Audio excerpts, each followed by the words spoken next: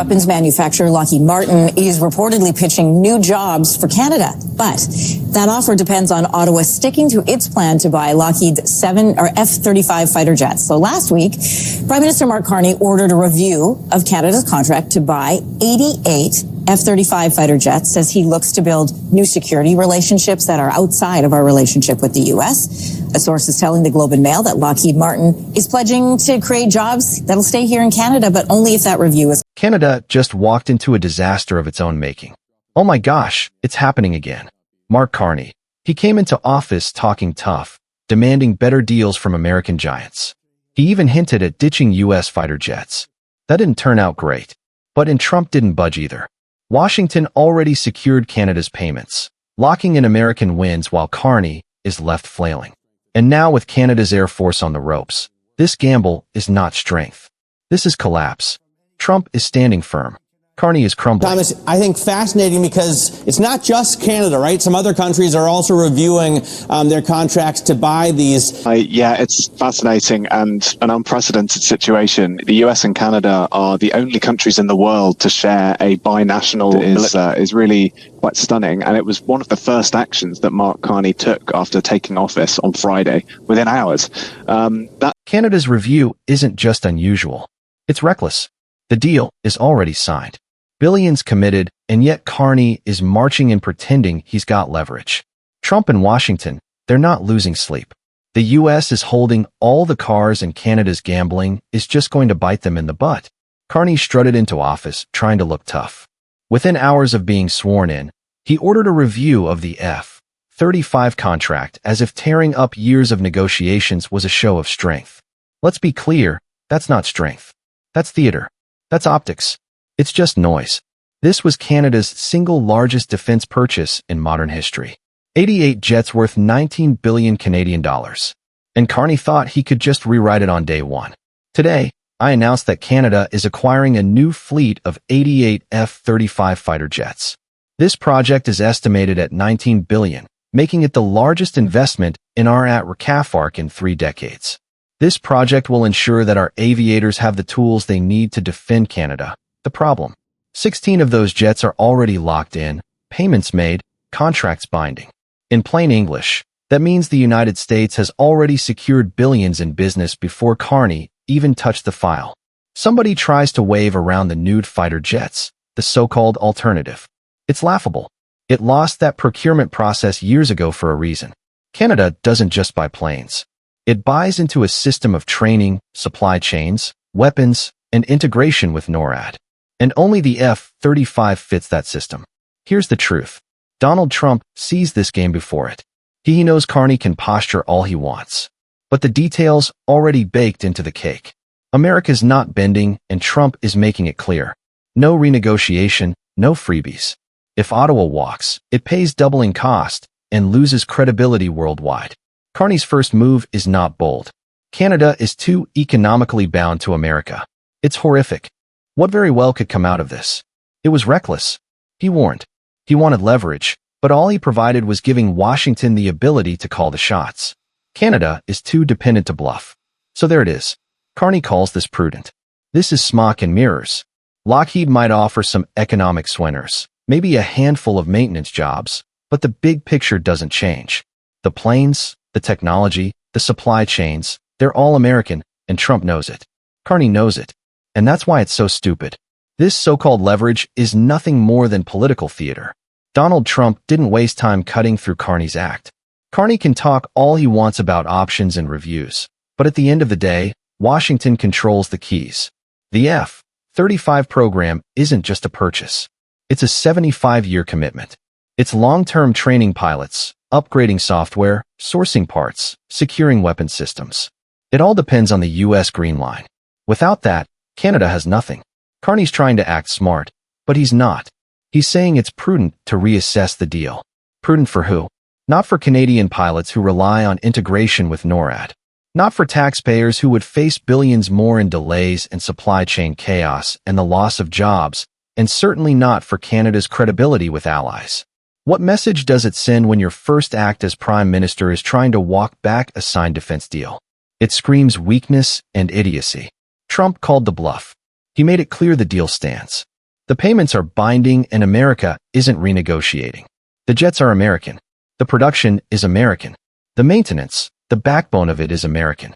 Canada might get a little sliver of contract crumbs, but the program will always sit south of the border. This is the difference between Trump and Carney.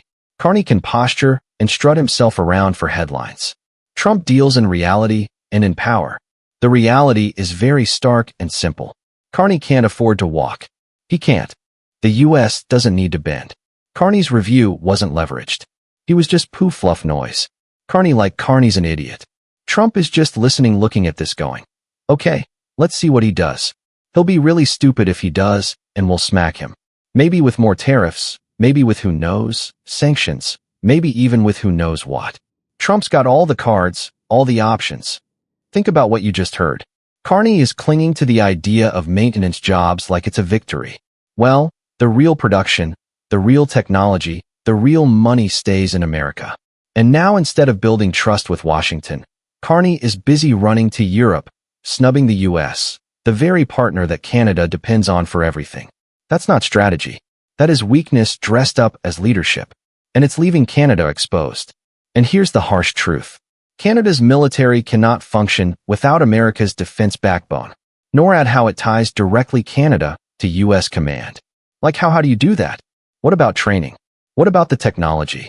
The F-35 isn't just a jet. It's a part of a sprawling American-led system that ensures Canada's skies remain defended. Yet Mark Carney's pretending that Canada can shop, flirt with Europe, and somehow come out stronger. Does he not see the havoc that he's causing? Every Canadian defense expert knows walking away now would readiness. Billions already has sunk into training programs and parts and software would be wasted. Supply chains built to integrate with the F-35 would collapse. Pilots would be left stranded waiting years for a substitute that does not exist. Even with the SAB-Gree's so-called alternative, you can't slot that into NORAD systems, doesn't work. If Ottawa ditches the F-35 programs, Canada risks being locked out of the very network that protects its borders. Meanwhile, Trump and the U.S., they're not blinking. They're not flinching. 16 jets are already paid for, billions guaranteed, and the rest locked behind a legal contract. And America holds every card, every leverage, the production, the weapon systems, the upgrades, and the maintenance pipeline. Carney, his big move, run to Europe before even speaking with Washington. That's insulting. That signals desperation, and the danger is clear. Canada risks billions in extra cost, weakened defense, a fractured alliance, which is already fracturing. Carney's promising strength and a steady hand, and instead he's blowing up the country like he's delivering chaos and a very real possibility of a military collapse built by his own hand. It is remarkable. Only 40% of Canada's fighter jets are flight ready. The others sit idle, racking up dust, while Prime Minister Mark Carney engages in politics at home and abroad. Instead of securing the F-35 lifeline, he is signaling a transition to Europe, a move that would split Canada's Air Force into two separate fleets with two separate supply chains. That is not strategy, it is dysfunction. The nation's aerospace sector will pay a price. Canada's defense position will crumble. And this problem does not stop at the Air Force alone. It goes directly to the overall aerospace sector. The threat has already been issued by Bombardier's CEO. If Ottawa forfeits U.S. contracts, the retaliation will not be confined to fighter jets. It will pound Canadian employment in total. Canada's aerospace industry exists by virtue of its entanglement in the United States. The F-35 program is more than just planes. It's decades of components, training, upgrades, and integration, much of which is rooted in the U.S. Carney might talk of bringing maintenance employment to Canada, but everybody knows the center of the program and the finances are south of the border. Ottawa is receiving crumbs while Carney pretends it's a banquet. Bombardier knows better. Push Washington too far, and the door will simply close.